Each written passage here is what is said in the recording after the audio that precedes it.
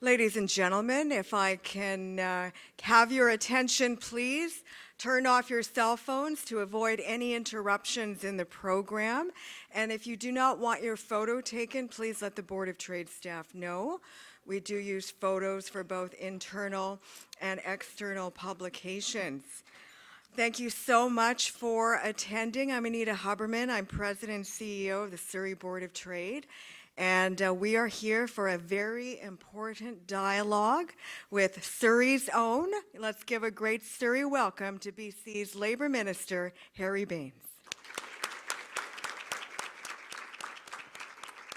I see this guy almost every single day. I'm going to see him at Vaisakhi, I expect, on Saturday.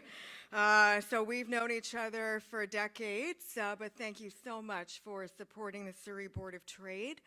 I'd like to begin by acknowledging that we are on the traditional and unceded territory of our Coast Salish peoples, specifically the Kwantlen, Katzie, Semiahmoo, Tawasin, Kaikut, Coquitlam, our Inuit, and our Métis peoples. They have a profound connection to the land and water that surrounds our great city of Surrey. And if you don't already know, Surrey has the largest urban Indigenous population within British Columbia. And Minister, I just wanted to let you know that yesterday, University Canada West launched a comprehensive series, a 6-part podcast with Lisa Laflamme, the famous broadcaster, and a variety of Indigenous representatives to really ensure that we understand the history of our Indigenous peoples, but in very simple language, and what that means for land development, economic development, and moving forward. So we'll be promoting that as well and partnering with UCW on that as well, which is a proud Surrey Board of Trade member too, but I think will be most helpful for the BC government too. I'd like to say that events like this simply would not happen without sponsorship support, and please give a great round of applause to our community sponsors. First of all, the BC General Employees Union,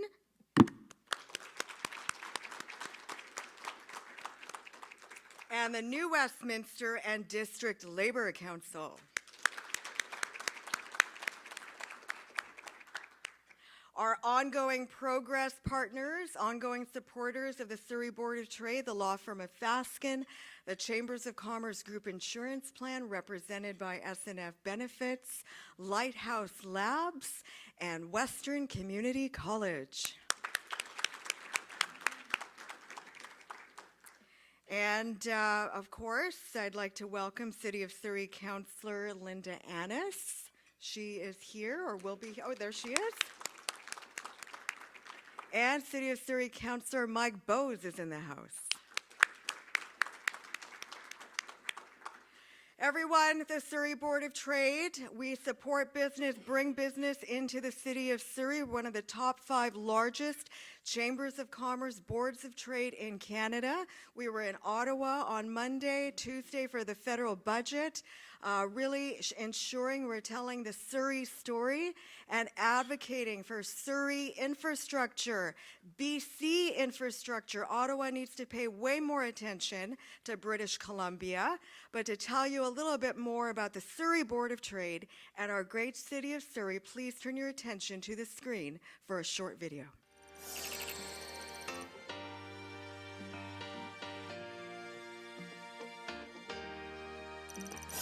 As one of the fastest growing cities in Canada, Surrey is an opportunity city.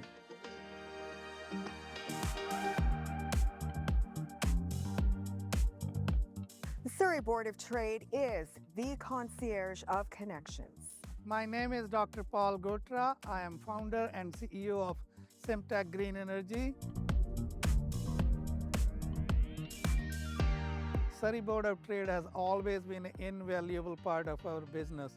They have greatly helped us to build business relations, facilitate meetings with our potential customers, and helped us to grow business tremendously through their efforts. The Surrey Board of Trade is focused on making Surrey an opportunity city by instigating change at the different levels of government, offering a variety of business support services, international trade support services, and being the concierge of connections for the business community in Surrey. My name is Maria Santos Reeves, the owner and president of Surrey Hearing Care Incorporated. Since our inception, Surrey Hearing Care has proudly been a member of Surrey Board of Trade. The organization played a pivotal role in positioning our business and as a leader in the hearing industry. Through the provision of valuable tools, informative resources, and network opportunities with professionals across different sectors, the Surrey Board of Trade has been an instrumental in our growth and success.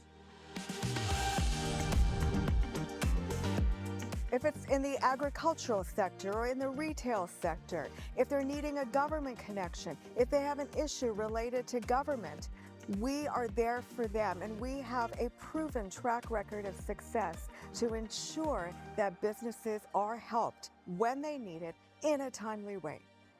Surrey Board of Trade helps me to build relationship with the right people, whether at City of Surrey, the province, or key partners like PowerTech Labs and BC Hydro. Being a member of Surrey Board of Trade has not only expanded my network, but it has also provided invaluable resources, guidance, and a sense of community that has greatly contributed to the success and sustainability of both my company, Surrey Hearing Care, and Minamar Janitorial Services.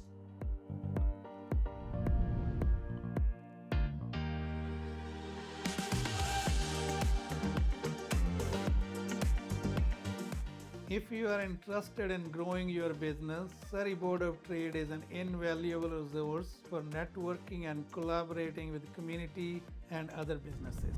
So whether you're a small business or a medium-sized business or a large business, starting out or expanding, we have the connections. We have the resources to ensure that you have what you need during your journey as an entrepreneur.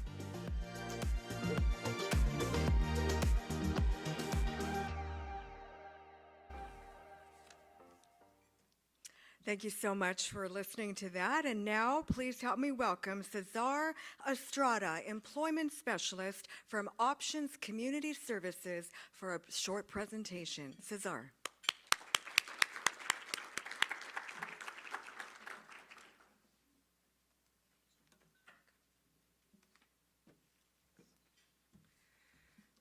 Thank you so much for having me here. Anita, thank you for your support, ministry. And thank you, everyone. I just want to, my name is Cesar, and today I would like to invite you for a big event that we are going to hold on April 27th. This is our presentation right here. Here you are. So we are going to do a job fair on April 27th, 11 a.m. to 12 p.m., to 2 p.m., sorry, and we are expecting more than 1,000 people and more than 20 employers in this event. So we really encourage you, if you would like to join us, please let us know. We are gonna be in the back, and if you have any question, this is a really great opportunity to connect with people. A lot of newcomers are coming with open work permit, international students, permanent residents, and Canadian citizens looking for their first opportunity in Canada. So if you would like to join us as exhibitor, please join us. This is for free for you and for all attendees, and this is a great opportunity to join us and engage with the community. Thank you so much for your time, and enjoy this day. Thank you. Thank you.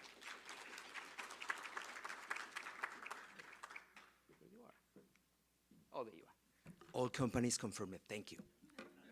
Sorry. Thank you so much. So everyone, labor, workforce development, very important to the bottom line and productivity of any business, of any organization.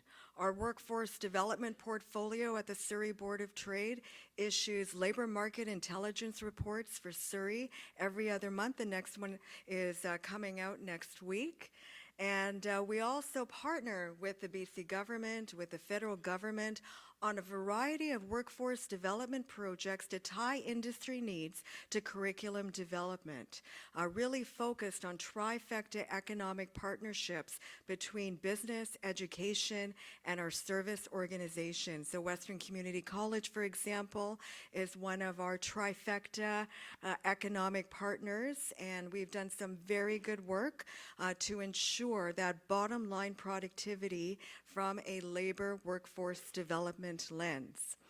And of course, the BC government, the Ministry of Labor, was very important during the pandemic. I think we met with this ministry every other day. I was on the call with your deputy minister almost every day with Trevor Hughes. And we needed that help. We needed that direct communication to ensure that our economy continued to move forward. And to tell you more now about the Ministry of Labor's goals, what the vision is, what we need to do to work with different industries, especially in the diverse industry base that we have here in Surrey, please help me welcome our guest speaker. He is the MLA for Surrey Newton since May 2005. He has served as the official opposition critic for forest, land, and natural resource operations. He was an elected officer of Steelworkers IWA Canada Local 2171 for over 15 years and served most recently as vice president of his local, where he led negotiations and engaged in bargaining for better working conditions for working people. And of course, I was in contact with him when the port went on strike.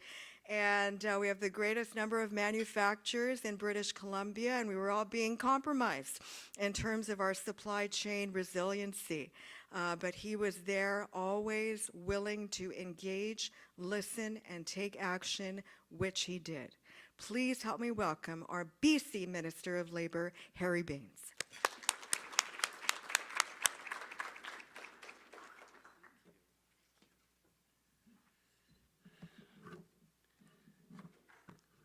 Good afternoon, and Anita, thank you very much for that very, very kind introduction. Yes, Anita and I go back, I think, probably the day I was elected, 2005. You were at that time with the Board of Trade at that time as well. I also, before I start, like to acknowledge that we are here on Coast Salish People territory, including Kwantlen, Catesys, Semyam, and Twasan. And thank you for having me, and thank you for coming. Now, look in this room. We have labor, we have businesses, we have academics, and then here's me. So think about the balance that you expect from me as a government representative, and how we move forward, making sure that the labor's needs are looked after, balanced with the business's needs. It's not always an easy job, and you know that, and there's always issues from both sides, not enough from one side, too much on the other side, right? So, but I think that's the role of the government, to make sure that everyone in this province, whether they are running a business, whether they are working, whether they are low-wage workers, whether they're unionized workers, small business, large business, they all feel that they have a stake, all feel that they are being looked after. They may not agree with the decision, but at least the impression that I want to leave as a government is that we do pay attention. And so let's start with the business. That we, government, fully understand that the businesses, especially the small businesses, they run our economy. Yes, there are large and big businesses, but small businesses are in our neighborhood. They are local people. And big number of workers are working and employed by them.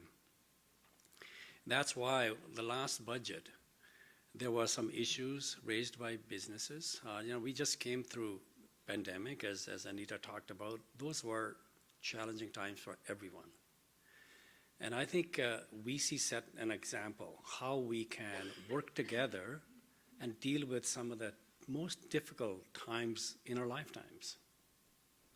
Our economy continue to operate largely. And we continue to protect our neighbors, our workers, by working together. And you need to be nimble because things were changing so quickly. And we were able to, when I received a phone call that the health inspectors have certain jurisdictions, WCB inspectors have certain jurisdictions, they could not do each other's job. Phone calls came, quickly we put them together. We need to work together. And they did. And we said, industry, continue on. We want to make sure, but those workplaces are safe. And so I think that's such an example of how we work together, and then we could deal any difficult time that we face. We listened last budget, the employer health tax. We have we have raised the threshold from $500,000 to $1 million payroll, which means that 90% of the businesses will not pay that tax anymore. And when we formed government, I remember 2017, we lowered the small business tax, brought it down to 2%. It's the second lowest in the country. And there's only one, I think, other or two who had zero. We made sure that there are some grants, not loans, during the difficult times during the pandemic, because you still have to pay if it's loans. We did that. And there are several other actions that we took. Restaurant industry, for example, because they were struggling the most. And creating stronger BC economic plan to ensure that the small businesses have access to support and training to help them build with the companies. And that many other initiatives that the Minister Bailey actually would be a very good person to talk to if you haven't spoken to her yet. But then at the same time, workers on the other side, we wanted to make sure that they also feel that they are part of, and they are actually they're benefiting from the economy as well. Because we believe that a vibrant economy means that workers, they feel that they are looked after, their health and safety is looked after. They are earning wages that they can support their families. And there were so many challenges during pandemic. And we were able to deal with those at that time as well. And when we formed government in 2017, minimum wage in BC was one of the lowest. And I think decisions were made by previous government to freeze minimum wage for 10 years. 10 years. But in the meantime, the costs continued to grow, escalate, and they were left further and further behind. And then we listened to the businesses. I put together a Fair Wages Commission because I think it is wrong for a minister or somebody to sit in a boardroom and say, well, this is what it should be. I think we need to have a thorough consultation, let them come back with the recommendations. That's what they did. We had a chief economist from BC Business Council on it.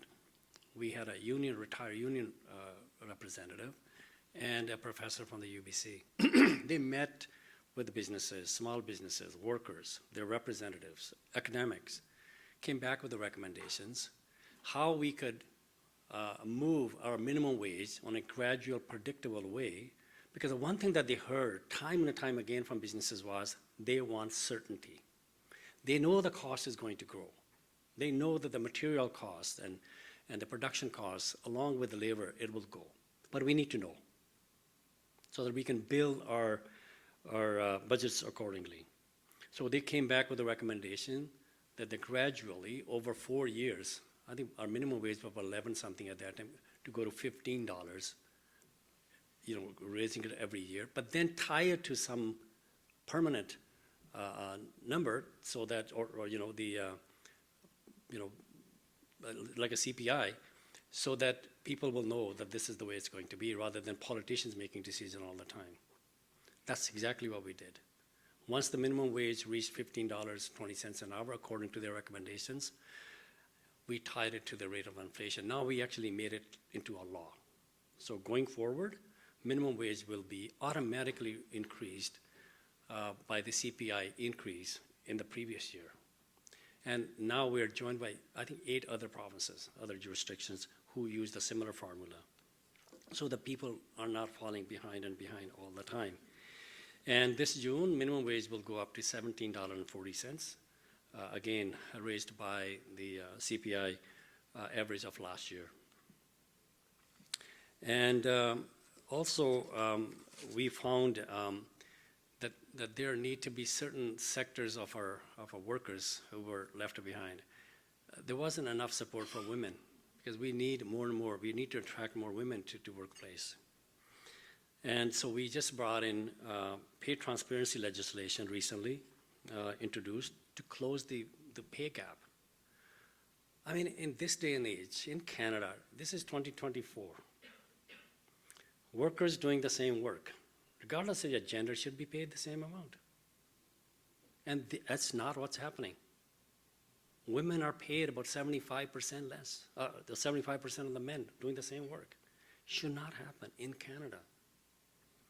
So we have brought in pay transparency so that now the employer, we're starting with the larger employer, then slowly we will go down to the smaller employees, because they have the resources right now, the HR department. And we also brought in 5 paid days available to those who are suffering or victims of domestic violence or sexual violence. This is the most difficult time. These are our sisters, wives, daughters, mothers. Most of the time these are women. And it is the most difficult time. They need to make arrangement for their children's schooling, find a place to live. Last thing they need to worry about is losing wages when they're doing all of this. So we brought in 5 paid days for them as well when they're going through that difficult time. And we have made historic investment in childcare. All my time when we were advocating for better social programs and economic programs, childcare was considered to be, it's another social program somebody's promoting. It is, but it is also an economic driver. I just talked to someone yesterday. She had 1 child and another one on the way. She said, I could not find a childcare that I could afford. So I had to stay home. So you won't be able to go to work. But then she found it. Now she will be back to work. So, you are losing a skills of these skilled people because they're forced to stay at home. They can't find childcare. If they do, it's too expensive for them. And also what we learned during the pandemic was people were forced to make a decision to go to work sick or stay home, lose wages. Either of those options are not very good. You go to work because you can't afford to stay home. You take your disease with you. You infect the other workers. They go home to their families. Hospitalizations and many deaths. Not a great situation.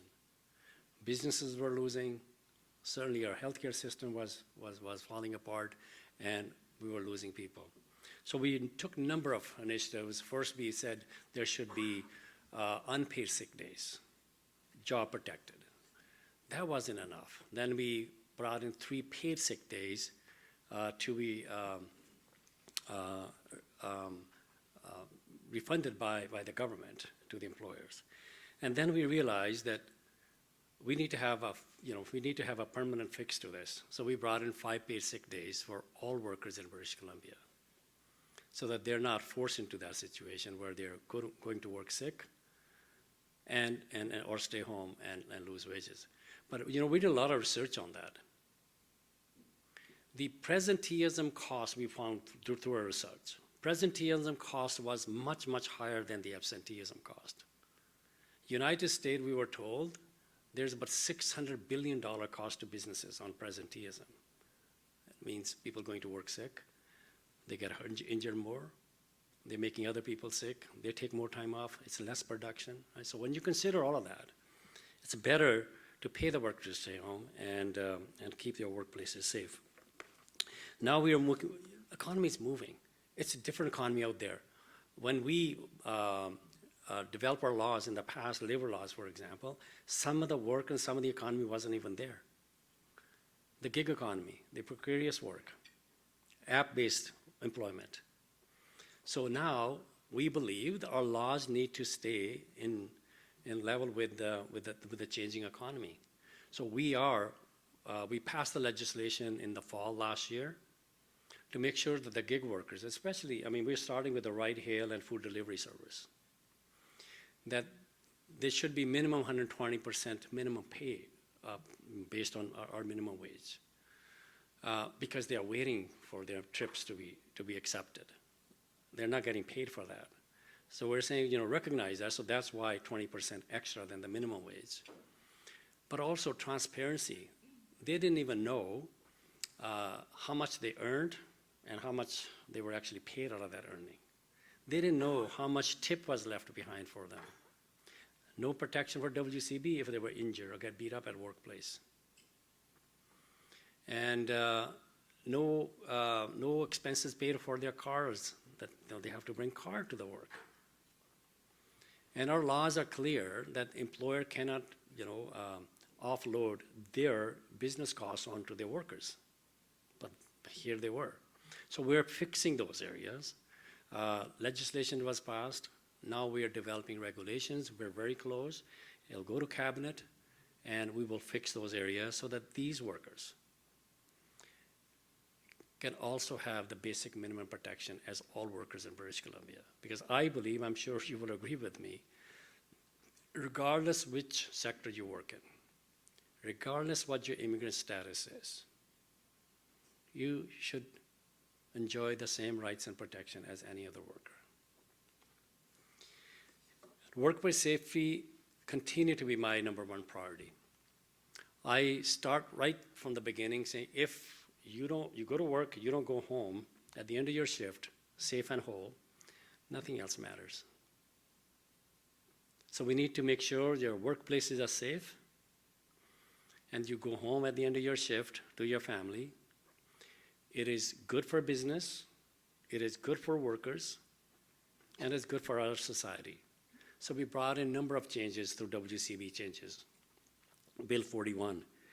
I'll tell you one of the, it's a priority things. One of those changes, they're expensive. Believe me, this is how much money was taken out of the system when these changes were made. If you were awarded a permanent disability, when those changes were made in 2003, if you were awarded $3,000, we did some calculations, not me, smart people did. If you were awarded $3,000 pension at that time, it was indexed to CPI -1. That was changed from full CPI previously. Now, because of a CPI -1, their pension now, after all these years, was at $3,700.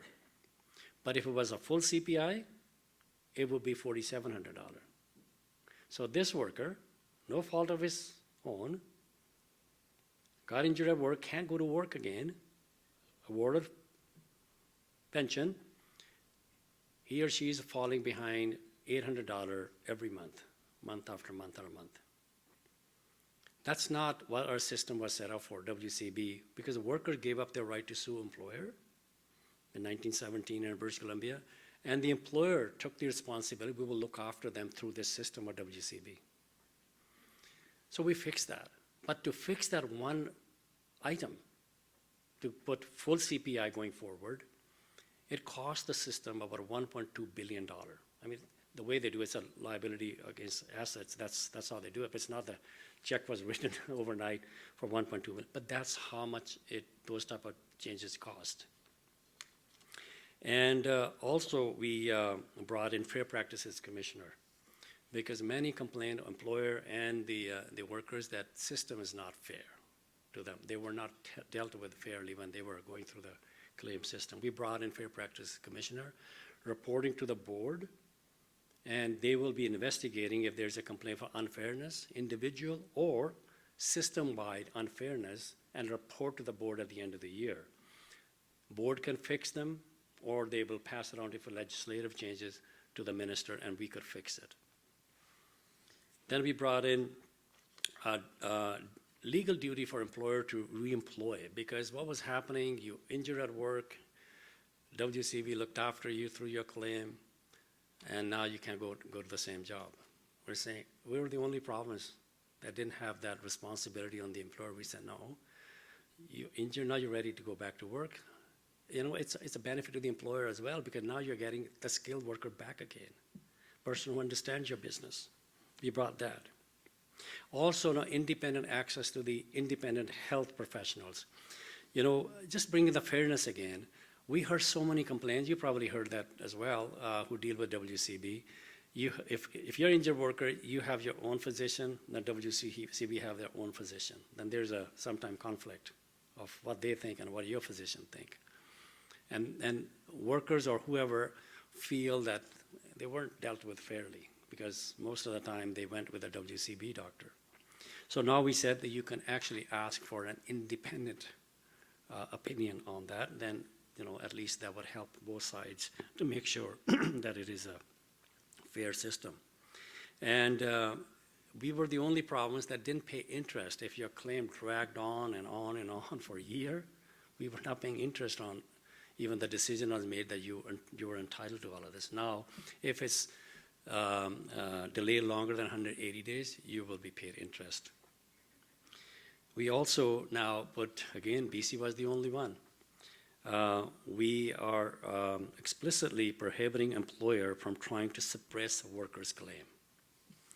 Because many times it's easier for employer to say, or the supervisor, somebody to don't file a claim, go on a sick benefit, or we'll look after you for a couple of days, the times you're losing. But not realizing there could be a permanent damage. Then what happened? No one's responsible. You didn't file a claim. Employer saying, well, I did whatever I could. So we're saying that you cannot, it's against the law, you cannot suppress claims. Those are some of the changes that we made, making sure that the system is fair on both sides. And we are now kind of in line with other provinces as well. And the labor code is another area that comes under my responsibility. When we formed government, we put a panel together at that time as well, union lawyer, employer lawyer, and independent chair.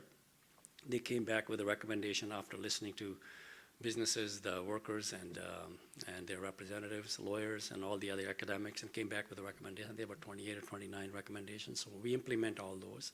But also they recommended, because of the economy changing I talked about earlier, our laws need to keep up with the changing economy, that labor code should be reviewed every 5 years. So this is a 5-year time. Since we did that last time. So they are doing their review. We reinstituted the same panel, except one of them passed away since, but now we have another person there. They are taking submissions. I'm sure some of you probably already put the submissions in, and they will be recommending what changes are needed now going forward to deal with our labor laws. So in conclusion, I would like to say this to you, Anita, and everybody in this.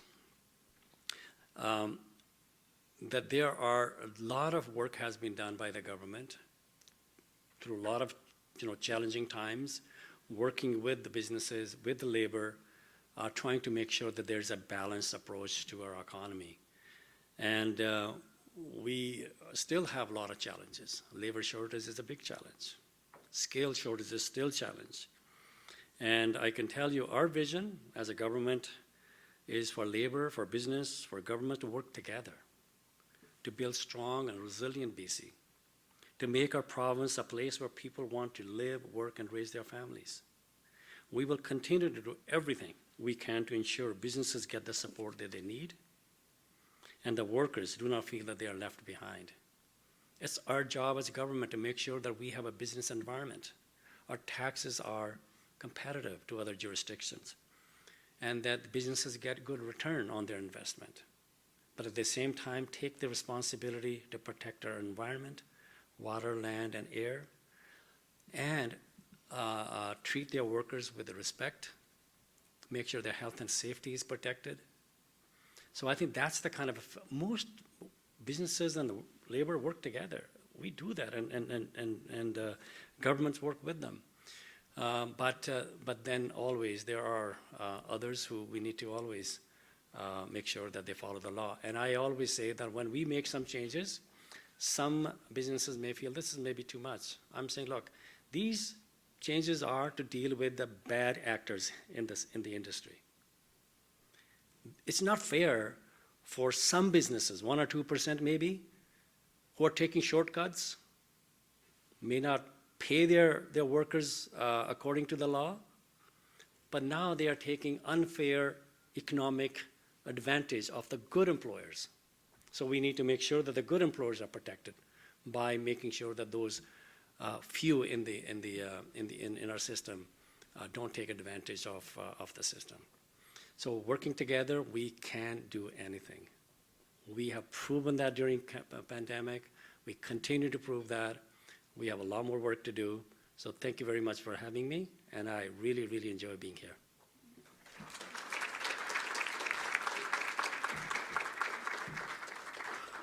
So everyone, now is the time for questions or comments in this dialogue that we have with the minister. There's a microphone in the middle of the room.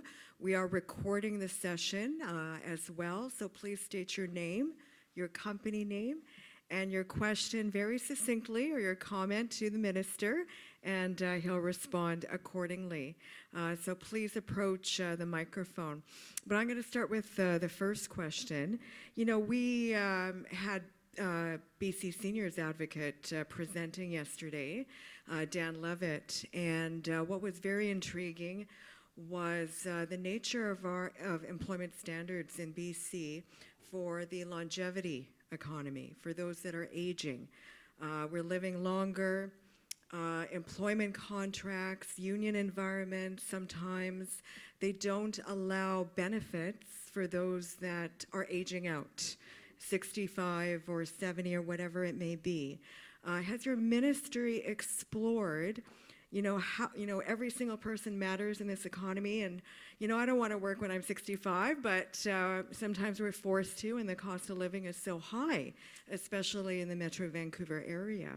How can we make things much more simpler so that our seniors can participate in the economy? Very good. Seniors who are seniors now built this province for us to enjoy all the services that are in place. And I firmly believe, and I know my colleagues in government believe, that our seniors need to be looked after. We haven't done a very good job collectively. Now, there are unions who have negotiated agreement their retirees continue to enjoy those benefits, but there are others who do not. My own union, when I was a member of IWS Steelworkers, when we retired, and you have to buy your package individually. But there are some packages available that are a little cheaper because they are group through the union or through the employer. But I think the other programs, such as dental plan, MSP is free now, as you know, and that is one area that government took action. You don't have to pay MSP premium to be covered. Dental plan is now, with the help of federal government, is also coming in. Farming, care also coming through the help of the federal government. I'm really happy with our colleagues in Ottawa looking at these areas. They're starting, but they're not there yet. So I think when you put all of them together, that helps. But again, the wages, what are they earning? What their pension is. I remember Jack Layton talking about those days. I don't know if you remember. He said our Canada pension plan is not sufficient because many don't have their company pension plan. I think it is about $1,000, $1,100 today. You can't live on that. And he said we should double that. He talked about doubling at that time when it was like $800 or $900. So I think we really need to think about that. And I agree with you. We're not there, but some of the progress is being made. In BC, when the prescriptions, there was a threshold where you stop, where you don't pay the deductible. That was raised from 30,000 income to, I believe, 45,000. So there are bits and pieces everywhere. BC Ferry, if you want to travel those seniors Monday to Thursday, it's free. And I think we need to look at some other programs, what our seniors use, so that they don't need to drive the cars as much. So there are work to be done, yes.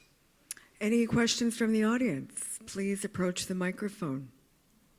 Joanne, I know you have a question. I'll just get it started. Thank you so much for your talk and overview of accomplishments of this government. And appreciate, in addition to consulting with labor and business, that you've engaged with academics from BC institutions. Each of our institutions have a lot of graduate students really interested in meaningful topics for research. And I was just wondering either whether you have any topics that you think are not yet answered, or if there's an avenue that such topics can be provided. And I think you know of SFU School of Public Policy, School of Labor Studies, but it goes beyond that to disciplines, and I think a number of them would be interested in this area. Absolutely. I think the research is a key that should guide us so that we are making decisions based on science and what actually is happening out there. Like I mentioned before, where you could come and help, whether it's SFU or Quant, and I think we use some of that, the research that you already have done on the sick days when we talked about. And there are some others, because they have done some research. We may not have it under our jurisdiction, some of the program that we wanted to develop, but what the other jurisdictions have done, what the results has been since they implemented those changes. And so that's what was guided us, that yes, some of the jurisdictions like United States, big cities and Europe, they have sick days. So what does that tell you? What are the employers saying after they had that system in place for a while? Because directly, right away, you will see 5 days times hourly wage and, how many days, and this is how much cost is to the business. But their research, talk about presenteeism cost, and also, is there abuse? How many days people actually take on average? So we were guided by that research. 4.8 days, whether they were able to take 10 days or 2 weeks with pay, but the average was 4.8 days. And about the abuse, 98% of the employer that they surveyed said no, they didn't find any abuse. 49% said they did not feel that there was any cost increase for the sick days, but 19% said it was less than 3%. So there's a research, and so it's really, really useful, and I want to thank you. And of course, there will be a lot more coming. Gig economy, there's a lot of work. We just talked about a couple of areas, ride hail and food delivery, but there are so much work out there that is precarious. People decide what hours they're working from home, what hours they want to work, and is it app-based, how many employees and where they go, maybe one employer morning and another employer in the afternoon, how do they protect their health and safety? So that kind of research is very, very going to be, I would say, crucial going forward. Any other questions, please?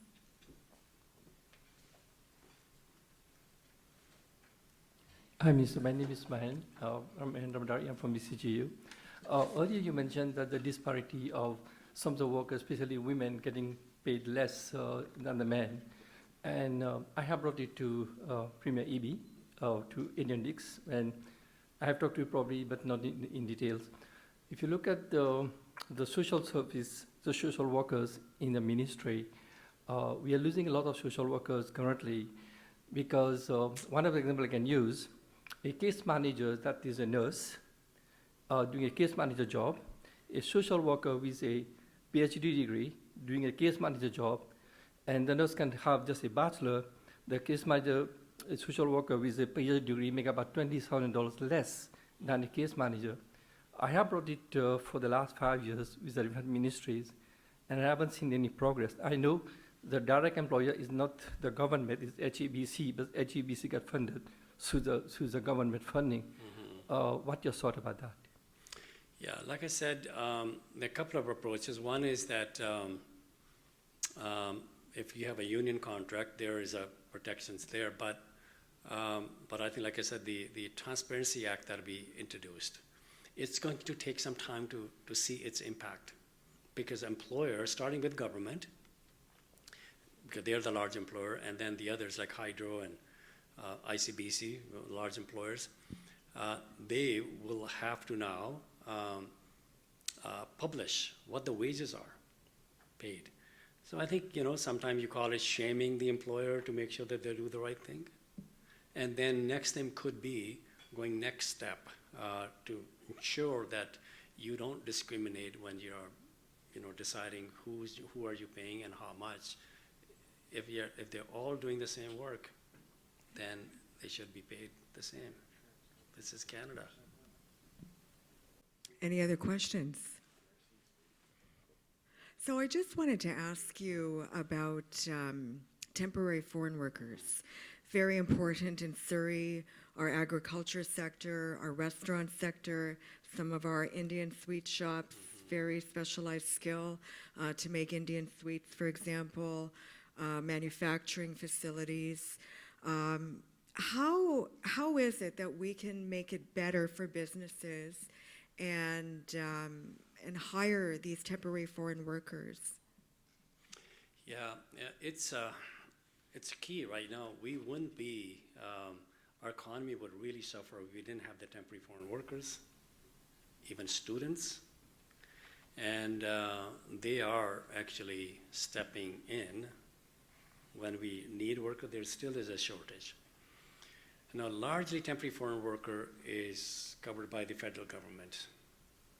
What we did was, because many of them were getting abused, exploited, we had heard cases, their passports were taken away, but 10, 15, 20 of them were put in a room, unhealthy conditions, threats to be deported if they ever talk to anybody. So we brought in, one of the first thing I did was making sure the recruiters are licensed now in BC. If they are going, doesn't matter where they're working, but if they are recruiting for an employer in BC, they are licensed now. Many of them have gone through the licensing, so that we can monitor them. If they are not following the law, they're charging illegal fees, they can be dealt with. Heavy fines, and there are some jail terms there too.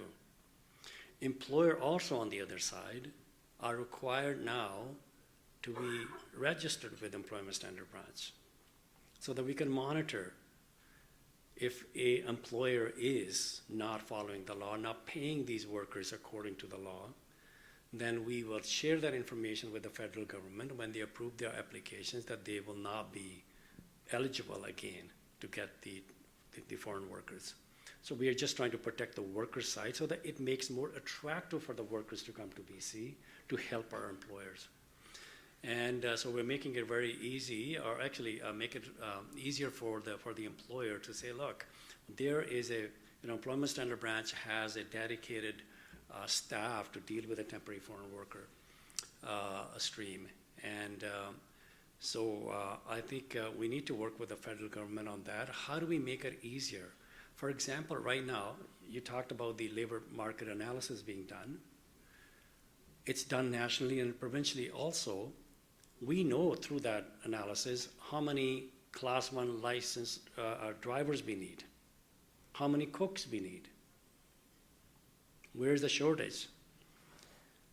But in order for you to go through the system, you get a permanent residency, move in that direction, you need a sponsoring employer's letter. I'm telling you here, I've heard stories that those letters are sold for $50,000, $60,000, $70,000. That should not happen. So I've talked to the federal government. I said, my colleagues there, why do you need that letter?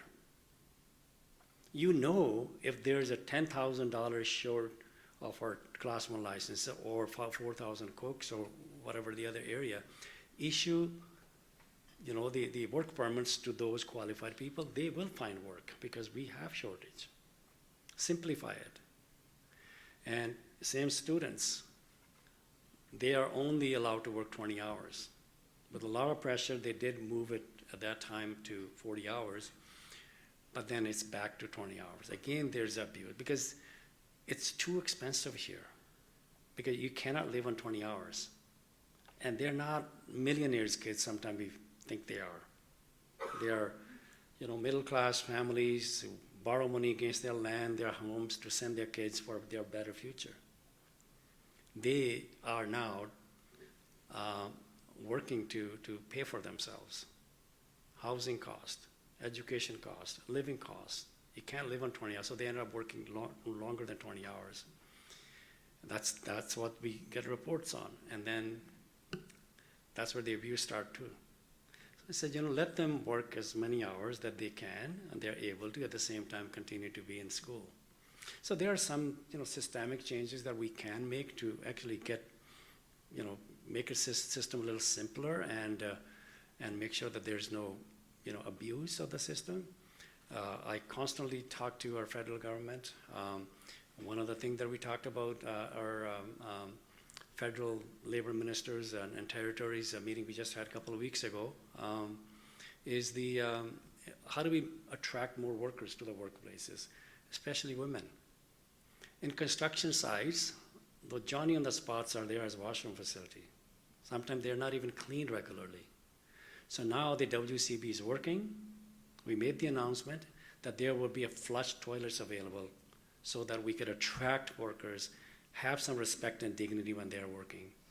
And so it'll be a cost of the building. If you're building 20-story tower, I don't know, another $20,000 is going to be that prohibitive.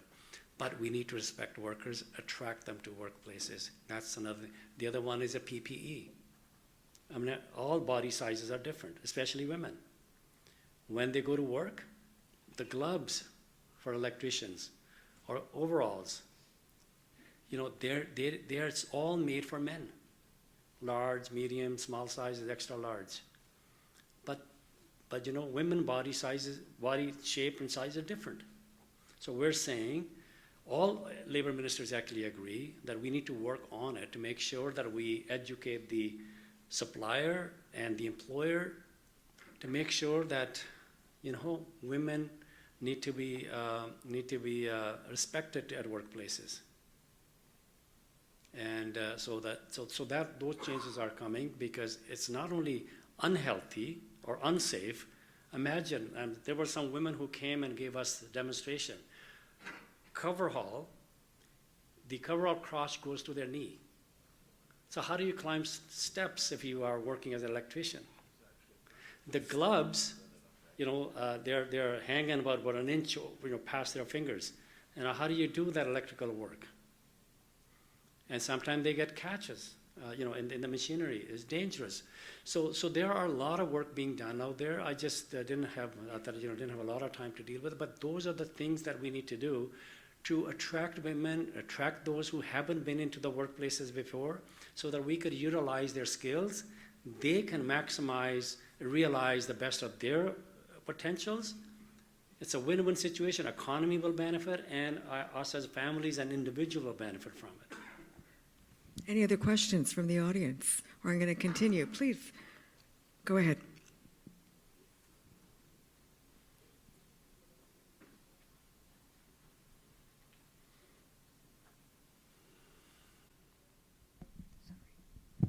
Hi, my name is Parisha. I am an immigration consultant and a licensed foreign worker recruiter. My company's name is Desai Immigration. I loved your question, by the way. That was what I was going to ask initially as well. But my main question is that right now we have an aging population, right? At the same time, we do know that because we have an aging population, we have a labor shortage. But at the same time, we see our local citizens, permanent residents, getting laid off, right? So at one point in time, we were trying to attract these temporary foreign workers, but at the same time, there's our local people who are getting laid off, and these temporary foreign workers are getting exploited on various different levels that we cannot even speak about in a public room, right? What do you think that we can do to address this issue? Because at the end of the day, there is a bit of a glitch in the system in a way where we're not able to totally address the labor market impact assessment. So what do you think is the answer to that? Yeah, thank you. Good question. I think we touched on it. What you're talking about is the abuse of our good laws. I heard some of those stories, but people don't come because they're too scared to come forward, put their name on a paper. They're saying that there's an ad in the paper or somewhere they saw they need workers. We go there time and again, they don't hire us. But so that they could bring a temporary foreign worker. Or they could hire somebody who's on a temporary permit, or a student who could work under the table with less wages. I've heard that those stories are out there, but I said to them, file a complaint. The only way we can deal with that is to file a complaint. And it shouldn't be that way. If you need temporary foreign worker, go through the system and you will get one. And then we need to have a pathway to permanent residency for these workers. If they're good enough to work here, they should be good enough to live here on a permanent basis.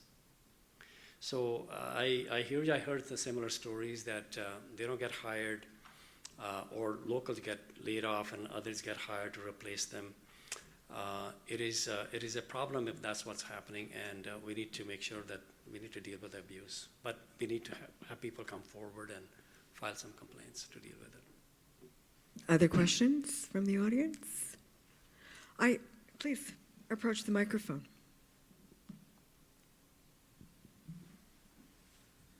Sorry, hi. My name is Marjan, and I work for YMCA-BC under the Youth Employment Department. I kind of wanted to touch on the safety aspect that you kind of included, and I really appreciate that there's things that are being done, especially for women that are kind of in the workplace and don't have the proper materials. On that note, I know with the pandemic that kind of came out, something that kind of came up and we're moving towards is mental health and mental safety, psychological safety specifically.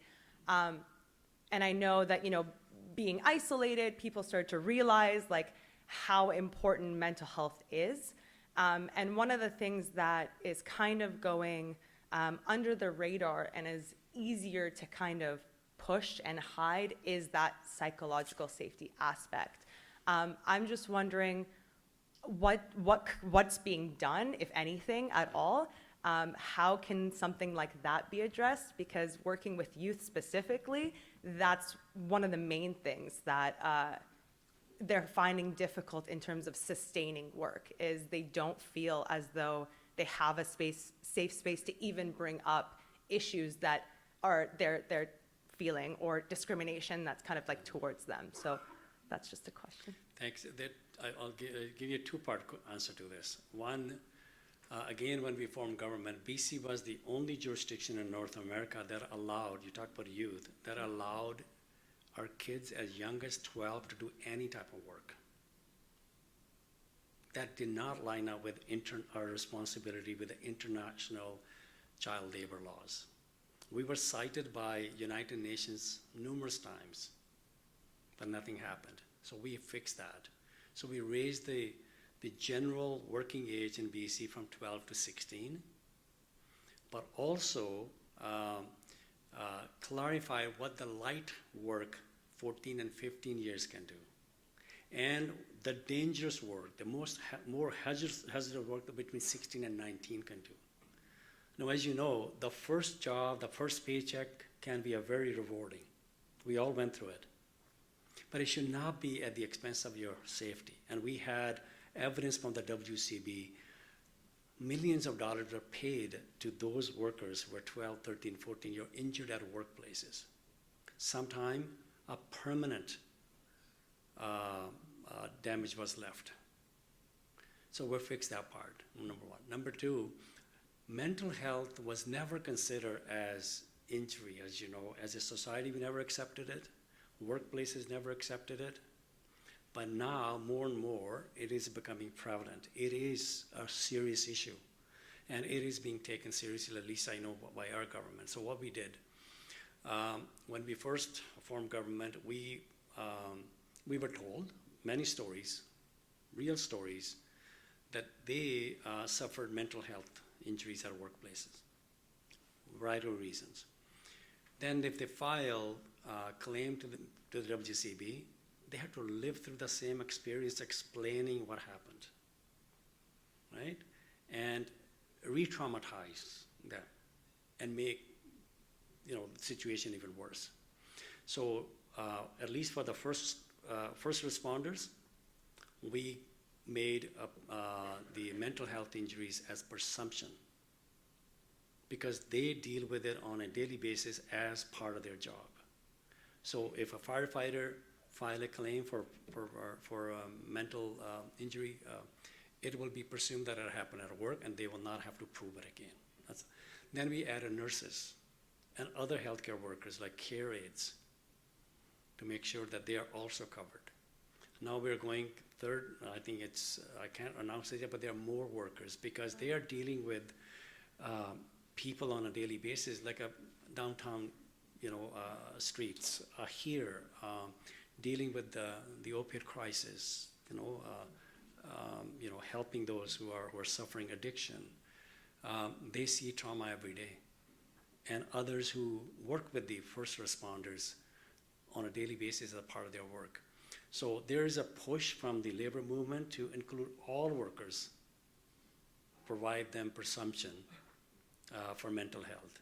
But we're moving, I think there will be another, I would say, around a dozen or less around there, more occupation. So we're going occupation by occupation, where there is a trauma as a part of their job, or they're working with those who face trauma every day. So I think we're moving, but we're not there yet to talk about cover all workers.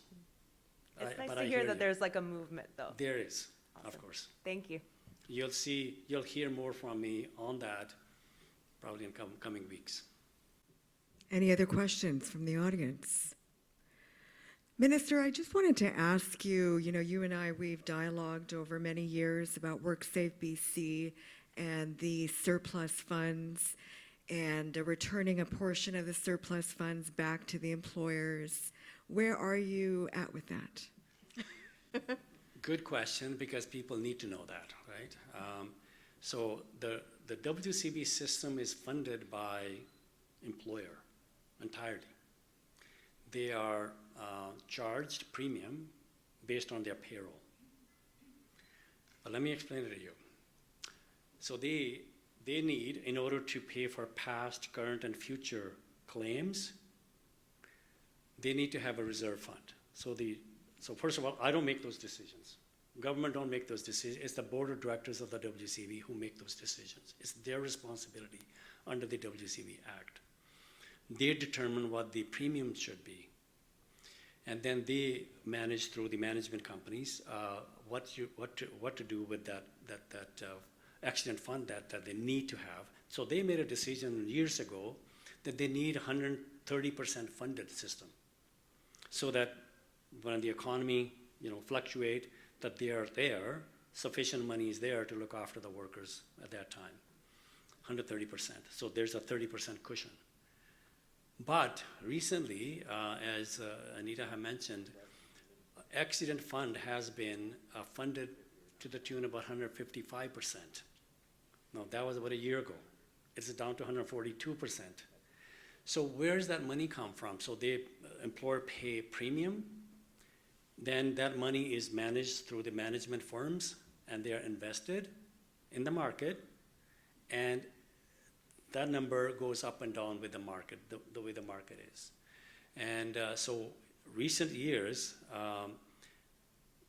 they charge enough, but the recent year, the money, their return was much higher than they anticipated. So it is way higher than 130%. As a result of that, talk about returning, since we formed government, the premiums of employer on average remain the same, $1.55 per 100 payroll. But the cost of claim is $1.80. So about 25 cents employer are receiving as a subsidy because of the surplus that is sitting there. When you calculated all of that, even going back to 2017, that amount to about $2.2 billion, which worker will say is a subsidy to the employer. Employer argue, well, this is our money. And WCB say it's not anybody's money. It is the system that was created to look after the workers, and as a result, we agree that the employer will pay a certain premium. And they decide what the premium should be based on the industry, your accident record. But average, like I said, they have kept the rate at the same at $1.55 for 7 years now because of that surplus there. And as a result of that, we were able to make improvements to the worker side. As I talked about, $1.2 billion cost, the one item, is because the surplus is there. So, and then again, the premium didn't get changed as a result of those changes. So we are trying to keep, but it is the responsibility of the WCB. There's a pressure from the union side that money should be used to improve the benefits of the workers, because their workers' benefits were cut in 2002, 2003. That's another reason why the surplus is so high. So I think there's a balance that we think that the WCB is doing a really good job in managing, having a strong financial position to be in and look after the workers. They had because of COVID again, they are hiring more inspectors, more inspection, the enforcement officers, because what we need to do is make sure that there is a strong prevention program through strong enforcement. And then if the worker get injured or become ill due to workplace, that they are treated with respect and dignity. It's a very complex system. And for that, you need to have a strong system financially to do the both. You know, in the federal budget that was released this past week, there was a $60 million investment for a disability benefit program, which amounted to $200 a day, which doesn't even meet the poverty line.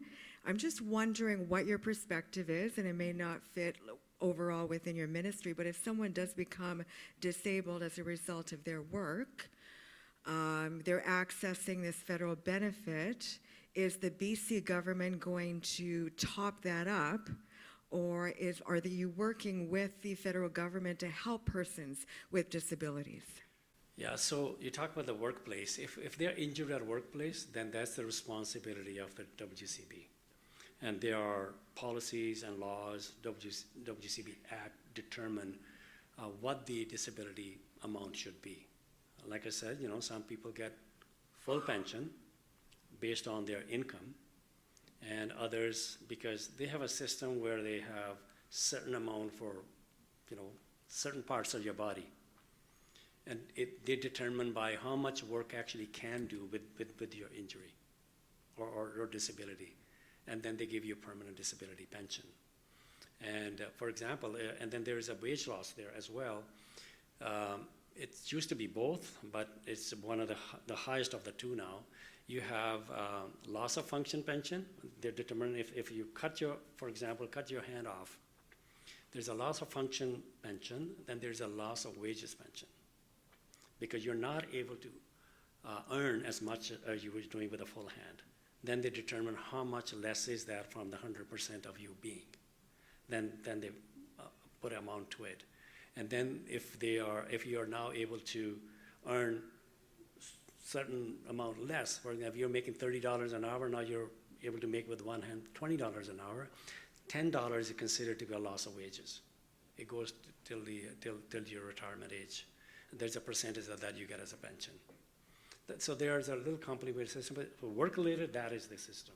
But I think you get injured sometime, it's not work-related, then who is responsible for that? We try to, when Horgan was premier, and I know since that time, we said we have a sick benefit program. Why don't we make it a national sick benefit program available to all of us? Employers are paying into it, workers are paying into it. Why don't we just fix that part rather than us having to bring that 5 paid days? They wouldn't go there, because what happened there is if it's not work related, there's a 5 days waiting period. And even after 5 days, it's about 50% of your wages. I mean, people can't live on that. So we said, why don't we fix that part?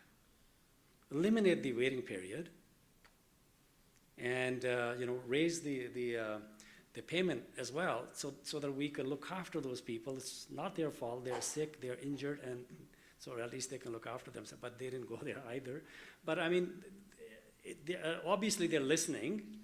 Not enough in my view and your view, but we need to make sure that we continue to push them, advocate to make sure that those systems are in place when people need help. My last question to you is lessons learned as it relates to the pandemic. So this is not going to be the last pandemic that we incur, and hopefully not in our lifetimes, but we may have an earthquake. There may be a natural disaster. What is your ministry's role, should there be an earthquake? What are the rights of employers and employees? So I think that's a great question, and if any forward-looking government or leaders need to actually pay attention to that, and we are. Food security will be a biggest issue if that ever happens, and we learned that lesson. California, if they cannot, because depending so much on import of our food, we have very small land base that is able to produce crop. 5% of our land base is arable. Imagine 5% only. We are a huge province geographically. Only 5% is a productive land for agriculture. That's why the foresighted people back then, 1972, decided we need to have an agricultural land reserve in place, looking forward, because they knew food security, water security will be a serious issue facing us because of any of the disasters. California is losing probably millions of hectares because of drought of productive land. India just decided, there's a discussion going on, whether they made the law or not, to put ban on rice export.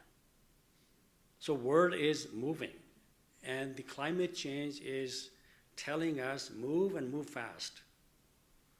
So we had a discussion the other day, how do we produce more on a small base of land that we have and produce year long, because we have such a short growing period season as well. And how do we grow vertically? Vertical farming is allowed now on our farms. And I attended one of them.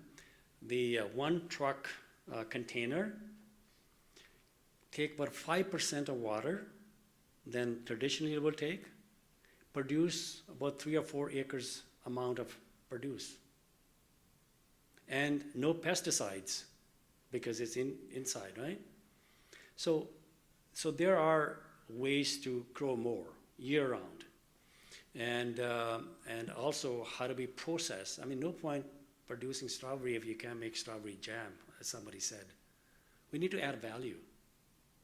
Because no point having an agricultural farmland reserve if farmers can't survive. So that's one lesson. We need to look ahead and how do we deal with the food security. Other, how do we put our government systems together?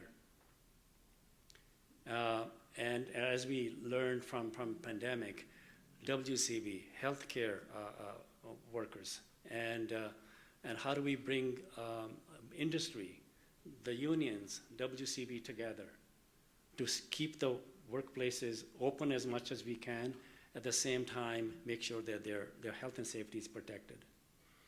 And how do we help our frontline workers, healthcare workers?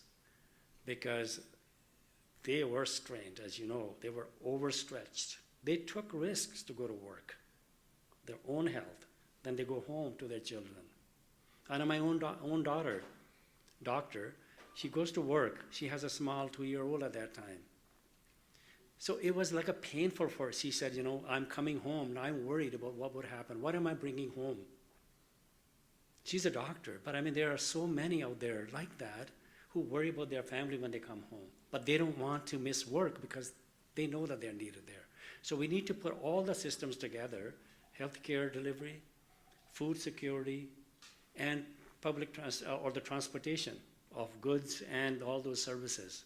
How do we keep our highways open? So I think there are a lot of work being done, and ministry, you know, Minister of State, actually that's their responsibility now. Actually, they are just looking at how we, you know, managed last time, what were the gaps and what we need to do in the future, thinking about all kind of different things. Everyone, a round of applause for Minister Harry Bains.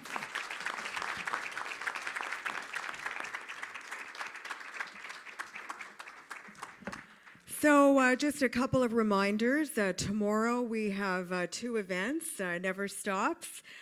Tomorrow morning at 10 a.m. there are some significant changes happening at our U.S. border. Surrey is a border city. There's some major software changes happening for Canada Border Service Agency. And they're going to tell you all about that at 10 a.m. on a digital webinar.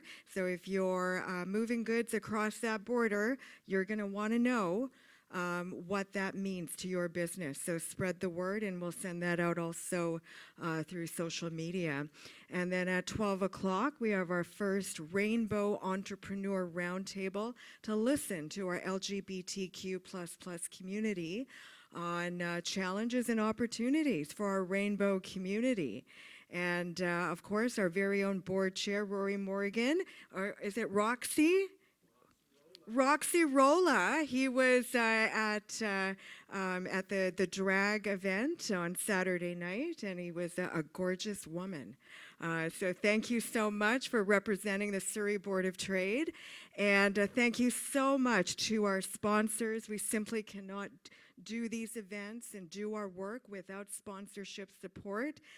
So a round of applause to BCGEU, BC General Employees Union, and the New Westminster and District Labor Council. Thank you so much.